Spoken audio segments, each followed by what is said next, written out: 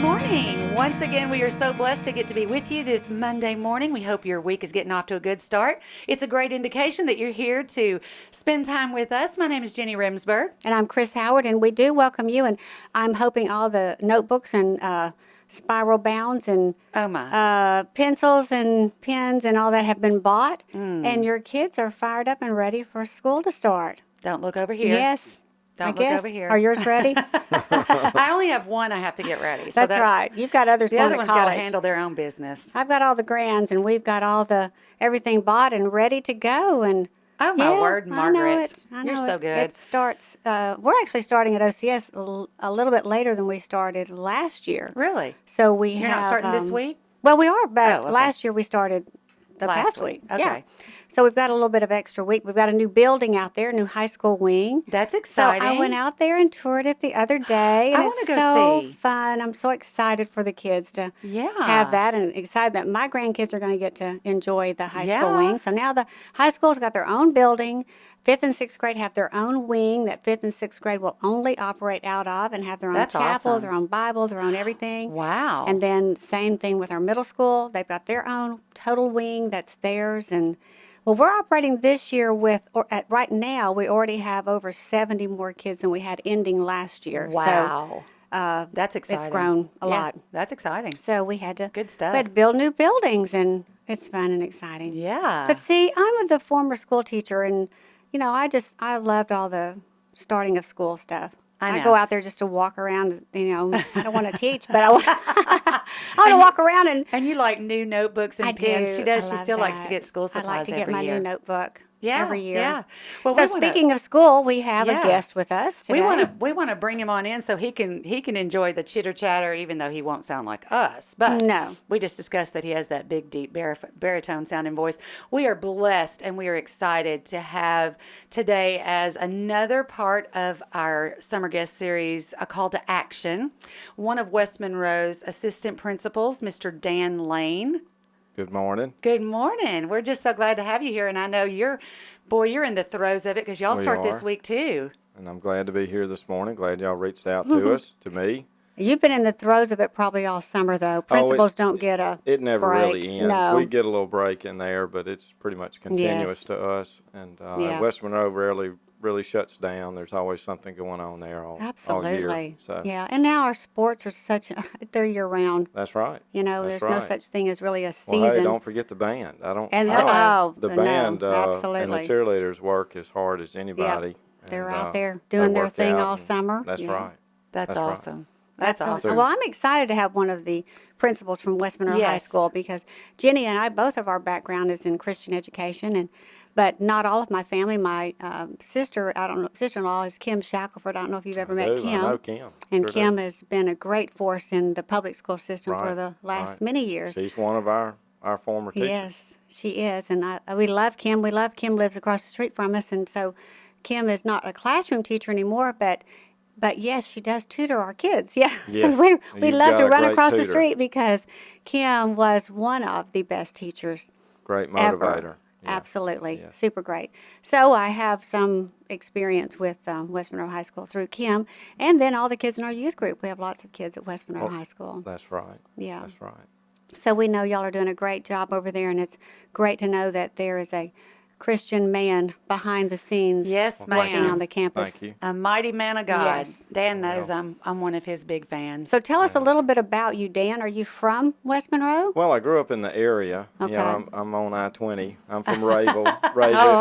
Rayville on the radio, but Rayville if to you're all from you guys, there. Yes. And that's my hometown. Okay. Grew up there. But I married a West Monroe girl. I took a job as assistant principal at West Monroe 12 years ago. Wow. And Jennifer and I met and got married, and we have 3 boys, Daniel, Isaac, and Noah. Fine men of God. And how old? They're so precious. How old are 7, they? 5, and 2 in about 2 weeks. Oh, you've got some little ones. I'm a late bloomer. Yeah, you got some little ones. That's right. So did you go to school thinking you're going to be an administrative? Actually, it's the only thing I said I would never do. Oh, there you go. My mother was a teacher. Yeah. And taught at the school where I went. And she had a very bad day and I was driving her home, and actually it was one of the 2 times I'd ever seen her cry in my life. Oh, very, wow. very, very strong person. And she was just having a bad experience at school that time. And I got upset, and I pulled the car over and said, well, I tell you what, I was about 16, I guess. Back then you could drive at 16. And I said, I'll be anything the Lord wants me to be, but I am not going to be a teacher. Hello. And she stopped crying, put her finger in my face, and said, you better watch it. That's just what you'll end up doing. Hello. So Mama knows best. I guess it was about 6 or 7 years later in college that the Lord was working on me. Right. And he didn't just make me be a teacher. He made me want to be a teacher, which was in itself the big miracle. Yeah, but that's what he does. He causes us, when our heart's towards him, he causes our hearts to come in line with his. That's right. That's the best thing. He causes us to right. want that those was things.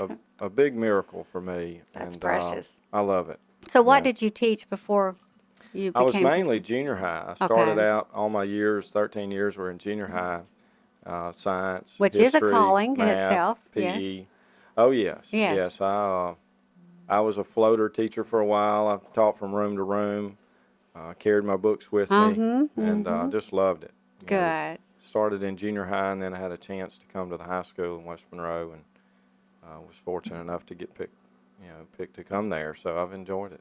And then Wow. how long after you started teaching at West Monroe did you become a principal? Well, I came as an administrator. Okay. I was actually an administrator in a neighboring parish, and left that to come and be an administrator at West Monroe. So. Well, West Monroe is blessed to have a voice and a heart there like yours is. I have been so blessed just to be friends, and It's a great family. The staff and administration and faculty are a great, caring, loving group of people. They really are. well, That's and great.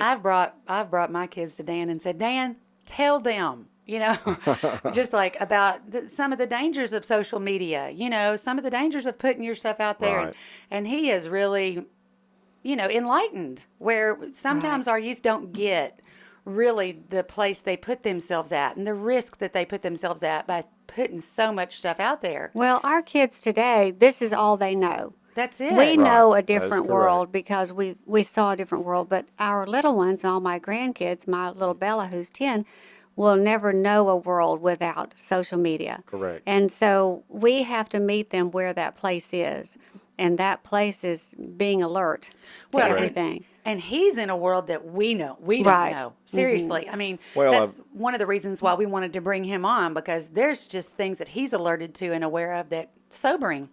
Very sobering. Well, the thing that has changed dramatically is the national media culture or entertainment culture. And if you graduated more than 10 years ago, the teenage culture, it has changed dramatically. And any parent of a child, whether they're homeschooled or private or public, you've really got to have your radar up, spiritually speaking, to know what the pitfalls are. Right.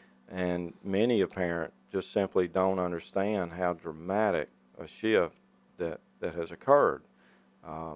Students think differently because they've got technology in their hand with them 24 hours a day.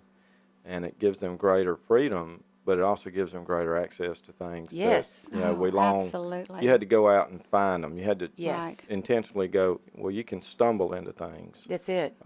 Just out of bad habits or peer pressure. So a parent has to be aware, and that's something that as assistant principal, I think I have a unique perspective that maybe a youth director or a parent may not necessarily have. Right. I think just from those few comments, those of you listening can understand why we have Dan with us today. Well, the thing I would tell any parents is that if you graduated more than 10 years ago, the teenage culture, the high school culture has changed. It doesn't matter if they're homeschooled or in a small rural school, a city school, private or public. It's a different world. Right. And it's very national, media-driven, and you need to be up on your technology. Yep. And you need to understand the pitfalls that can befall a young man or woman on the media, and with a handheld computer basically in your pocket. Absolutely. You need to monitor that, and you need to be don't shy away from I don't want to invade their privacy. You know, they're No. your child. They belong to That's you. it. That phone belongs to you. I've seen many a situation where the parent just did not feel comfortable pushing the issue, and No. they retreated, and they regretted it. And Well, to be really honest, you made mention, you just kind of referred to things that we used to, as a culture, have to make a great deal of effort to access. Well, we're referring to porn. I mean, pornography is at the touch of a button, and like you said, you can happen into it by just, you know, well, and then there's just safety. I mean, there's those links there to you know, things like porn, but then there's also the links to people that have ill intentions. right. You know, it's not uncommon for a posted picture or a posted Well, the sexting. contact. Well, just let's say a young girl posts a bunch of pictures of herself Right. that are not necessarily lewd, Right, but right. they are acquired by someone who wants to get in contact with her that has criminal intention. You know, so there's just all kinds of safety guidelines. Local law enforcement's always ready to you know, train parents and community people about the dangers of internet activity and how to be safe and secure. So it ranges from that, just how to use media safely. Right. Don't put too much out there. Definitely Right. don't give out personal information, and you have to be cautious about what kind of pictures you put on there. Hello. That can be copied. Predators, and then there's also the contacts with adults or students or other teenagers that, you know, are into the wrong thing, and Right. your child can accidentally make contact with them with great ease. You know, you don't have to get in your car and ride across town and go meet someone that has ill intentions. You can accidentally meet them online. So there's just so much availability online that a child, even a teenager, does not fully understand. No, and they're not equipped. We have to, as parents, we have got to raise our awareness, be willing to raise our awareness, and be proactive. Well, Right. I think speaking for the grandparents out there, we have to do the same thing. I mean, Yeah.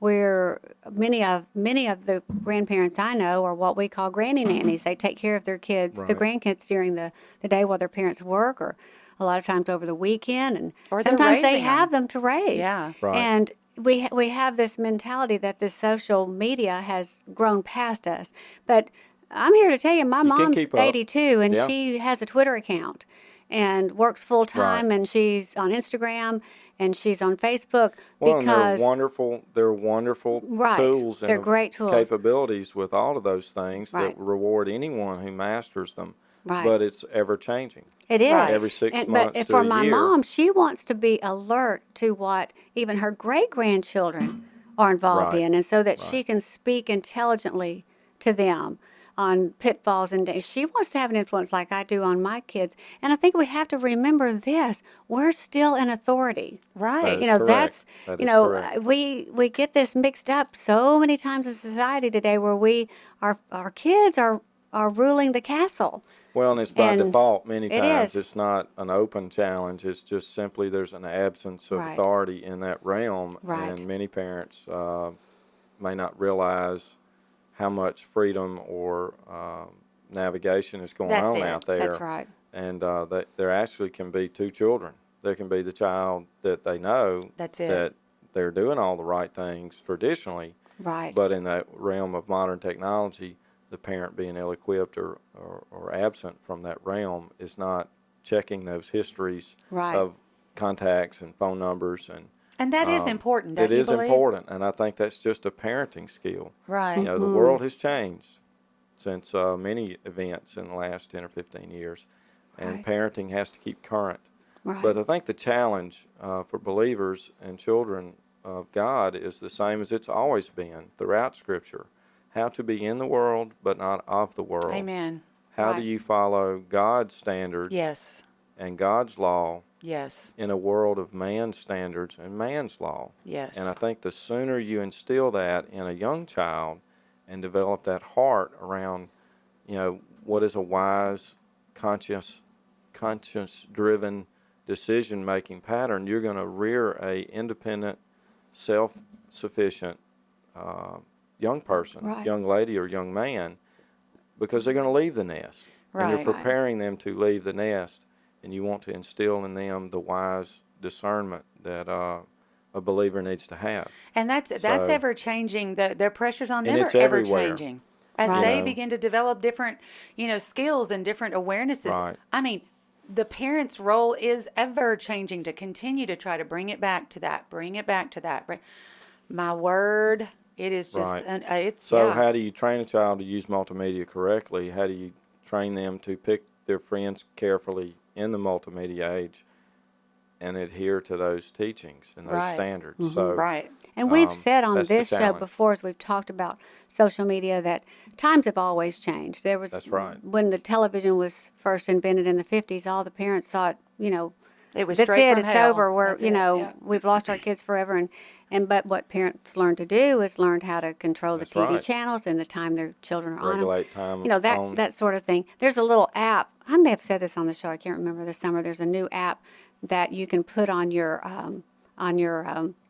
iPad that your child that turns it off, that tells your Correct. children how long they can work on it. Right. And when I first heard that, I was like a little bit offended because I'm like, why can't a parent just walk in there and take that thing away from them? And really, we should be doing that. Well, and and you have to check for an alternate phone. I mean, I've even Right. seen the hidden phone. right, Oh, wow. absolutely. The phone a friend loaned them. right. The phone you don't know about. That they're I mean, using Yes. like an And- iPod or just Yeah, using for or just data. access websites Yeah. on Right. another location. Oh, my So, It I mean, is just it's it's an alertness. But again, it's really not different than the parent in the 50s that had to look under the bed for magazines. Or right. look, It's they had to just be a alert different- then. We have to be alert now That's right. because children are children. That's and right. as Right. parents, we have to be there to help them and guide Right. them. That is our responsibility. Well, and to take it away from them. We go out to eat and we have a no cell phone No Right. technology. no technology At the dinner table. Dinner Right. table, put it up because we're Turn going it to have a off. conversation, and it's okay for us to do that. It's okay for me, even as the grandparent, to say, "No, put them all up," well, and I'm it's not funny. risking them not liking me. I'm They thinking still of love something me. lighthearted there. We have a phone policy like most schools do, and many times the student suffers the consequence of Right. confiscation for 10 days. And many occasions it's just a tremendous angst for them, an emotional upheaval Yeah. for great kids the first Right. 2 or 3 days. But I've had many of those students come back to me about 6 or 7 days into the 10-day confiscation. I can live without that phone. And I it's love a real that. revelation to See, them. we did that at Camp that, Yoka this summer. That's right. Yes. So I would encourage parents, regulate the amount of time Right. and the amount of Right. minutes that they can devote to that, or even television or Right. computer searches at home. Nothing See- replaces interaction. Now it is difficult, and you'll have to address this, Dan, because in our family, John Luke Robertson, he got in trouble with his phone one time last year and had the phone taken away from him. So they let him plead their case sometimes, and Willie and Corey are the judge. Right. And so he pleaded his case that he also had his Bible on there, his dictionary, his all of his things on That's there. the thing I'm wondering I've about. So I've heard a and he similar- had yeah. and he had a really good case for it. And so as it turned out in their family, they reinstated the thing, but with no phone No. call Right. time Right. on that. And because even for me, if I leave my cell phone at home, you might as well put me in therapy because I've got Well, the Well, aren't they calendar. wonderful? They're everything's great. there. Our Yeah, they're calendar great. is on it. Yes. I mean, Yes. everything. All my notes. I've got like 365 Emergency notes. contact yes, information, everything. I mean, everything. I don't know anybody's number by heart No. anymore. I used to be able to tell you everybody's. I don't. Right. But Right. like Nathaniel has all his summer reading on his Kindle on his. I mean, like they do so much on it. But like we were talking about during the break, I've seen where they're working on one. They have more than one tab open. They've got more than one Right. window open, and they're doing 2 or 3 things at one time. And I'm like, there's no wonder that you can't just be still. Well, Yes. technology has always been with us. Learning to operate an automobile is a Right. very dangerous right. thing, but it's a rite of passage to a teenager. But to an Right. adult, it's a step toward a greater risk Right. to the harm of your child or someone. And the roads are a risky place, but we all choose to drive. So we have to teach our children how to operate technology responsibly, Right. ethically. How to An navigate. encouraging word, we literally have thousands of students there, and I've worked literally with thousands of students through the years. There are still a great number of sweet, kind-hearted, compassionate students. I would say well over the majority of students really want to be good. They want to do right. And it's just, they're young.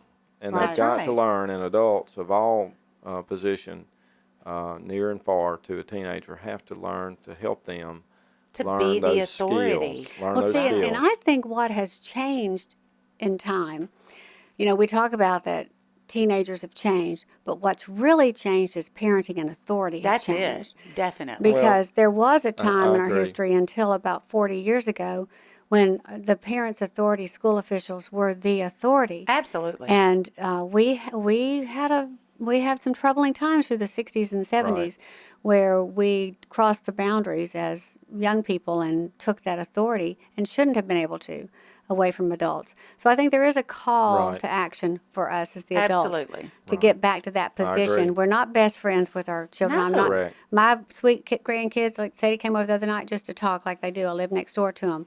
But I'm not her best friend. She's got best friends. My That's job right. is to That's it. be a role model It's a and marvelous, influence. wonderful, terribly responsible role to Right. be that parent. And if you're looking for friends, go find your own age group. That's Right. it. There you don't, go. Don't, Amen. Don't put your children under that pressure either to be your go-to person. And I've seen that happen, sadly. And Right. that's not the best relationship, because No. a child, a young adult, needs a mentor. That's it. Right. And they need an authority person that's been there, that can give them good guidance, and that's always true. That's And they always need true. that. That's it. They need the, all of us have a pressure. I operate as a single mom, and there are times when you're just worn out. Well, you're going to have to be worn out some other time. Right. Because seriously, they Right. depend on someone to be a voice of reason, a voice of influence, to be able to stand with them. And really, honestly, I'm sure you've heard more than any of us, the students that said, "I wish just once they'd have said no." Oh yeah, Mm-hmm. yeah. You know? Students, they may grumble and gripe about it, but we all need boundaries. That's it. We flourish And, in boundaries. That's true. But one thing I was thinking of during the break there was, we're talking about multimedia and the media culture and the entertainment-driven culture, and we're trying to raise our children to adopt God's heartfelt Right. standards, and we want to instill those in our children. We live in a greatly prosperous society, the most prosperous society the world has ever known. It's a battle for the mind all the time. You don't have to be tuned in or logged in to a device to have a battle for your mind and your heart. That's it. And, I heard a great sermon 30 years ago, Who's Minding the Mind?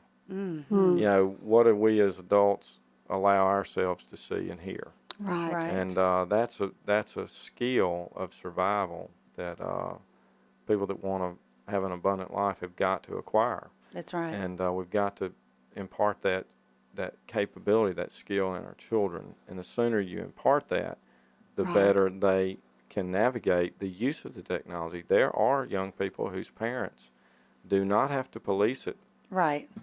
with great bad experience. Oh, right. Because the Absolutely. child already knows how.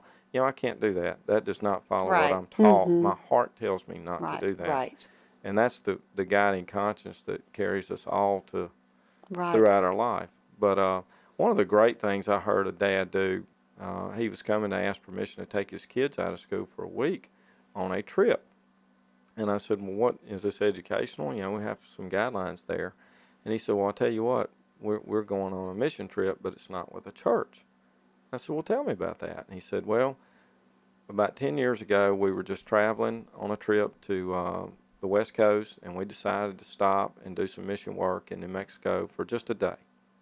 I just thought it'd be something neat. My church had told me about this mission that people had been to. So I thought, well, I'm just going to stop my family there, and we're going to have a one-day experience there. And I knew the kids wouldn't like it, and they were grumbling about it and didn't want to do it. And he said, it changed them. Amen. Wow. I said, I've never heard a mini silver bullet cure-alls. He said, but this one was. Wow. And we do it every year. It's just our family. We go as a family, and we have relationships there and families we've helped. And he said, I would recommend something of this sort to any family. If it's a soup kitchen or some compassionate-driven family, do it as a family. Yes, yes. And you may see a change. Absolutely. Dan had kind of given us, we're talking about a call to action, and he had given us a parent at his school's call to action was to take his kids on a mission trip every year where his whole family went. And I just want to say yes to that. I just got back from the Dominican Republic with 8 of my grandchildren. And my own children did mission trips, and I think that's why they're mission-minded today, why they have a world view of where help is needed. We did mission trips not only out of the country, but in the United States. I tell our youth group now, I still work with our youth group. They still meet at our house every Sunday night, and I tell them all that we have a mission field right here in West Monroe, Louisiana, right here in Monroe, right here in the United States. But going overseas is a great opportunity for them to really grasp that concept of we have so much, we're blessed with so much here. Right. And I think the dad you had talked to was in California or somewhere. Well, they were on a regular family vacation to California, and the first year they tried that, he just wanted to do that one day. Right. Everything else was about them. Right. On this trip, enjoyment, and he thought, well, let's just take one day, and he knew they wouldn't like it, but when they all got in the car to leave, he said they could not enjoy the rest of the trip. He said it impacted my children's heart. They had no idea that people struggled to survive in this situation, and that had never heard of salvation, had never heard the gospel. Wow. And they could not believe it. And he said, it changed my children. Everything I had taught them and said to them and they had heard at church finally became real because they saw it, they felt it, they touched it, they knew it. And he said, from now on, we don't take family fun trips anymore to any great extent. He said, they want to spend all my vacation time there with those people. They use the internet to talk to them. They stay in touch with the children and the teenagers there. And that's what we do with our kids from the Dominican now. We can stay in touch with them even when we're not there, which is a tremendous thing. And I think a great thing, Chrys, with what's going on in your world with Duck Dynasty. I mean, it has raised up the grandkids that are in the Robertson family to speak to youth, and to now they see that as a mission field. Oh, absolutely. I mean, they definitely do, and it's a thrilling thing. Well, any time, whether you're connected with a TV show or anything, anytime you said it, when you can take your emphasis off yourself. That's it. And put it on somebody else, which is what dad discovered. Because we live in a time, and we've said it on our show before, we've never lived in a time where more selfies were taken, the focus is on us. And we as adults, and we're watching this sociologically of how this is going to play out, because when we were kids, we looked in the mirror and got ready in the morning, and that's all we saw of ourselves. So we came in at night. That's right. Maybe we would look in the rearview mirror if mom let you, But, these kids, it's a constant reflection on themselves.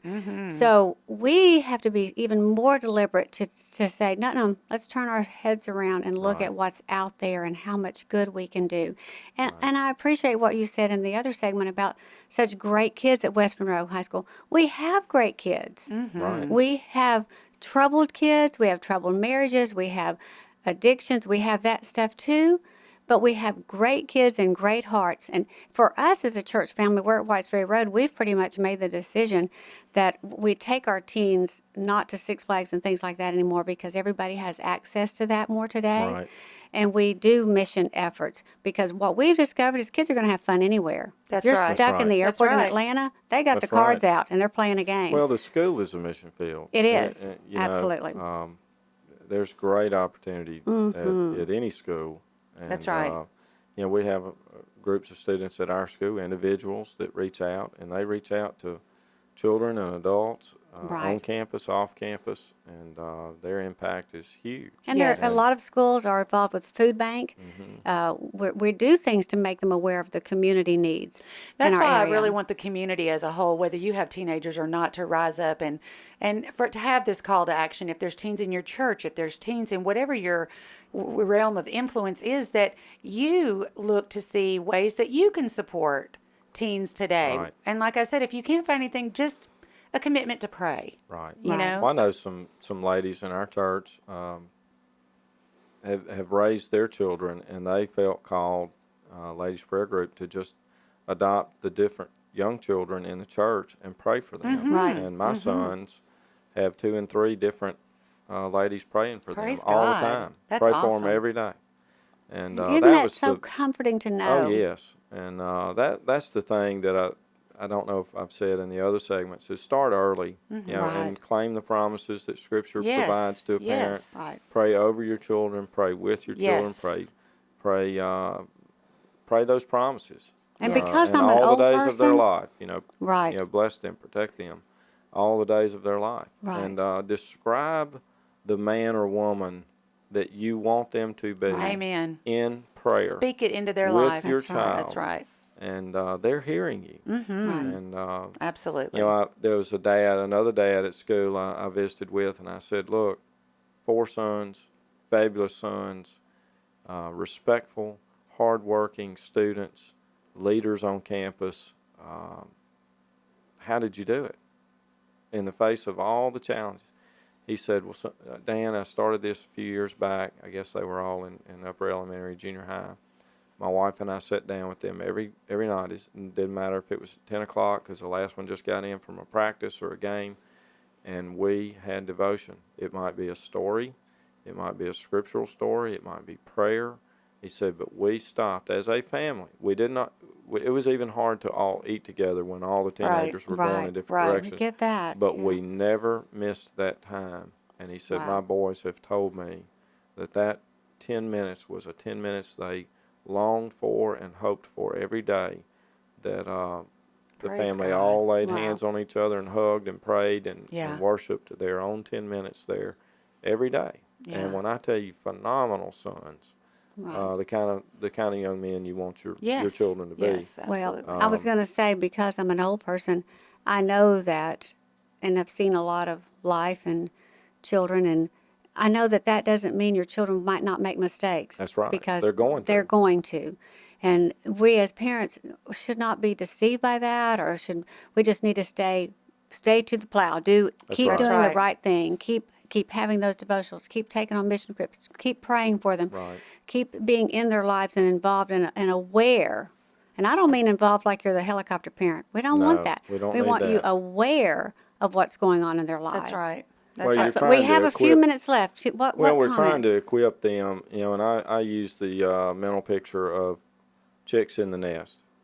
And especially if you're a parent of a first-time teenager and it's your first teenager, it is their instinct to take risks and to venture forward and to be independent. And those are good qualities. You don't want to raise a dependent adult that's never going to leave home and Right. and venture Absolutely. forward and find their own place in the world with God's guidance. That's not.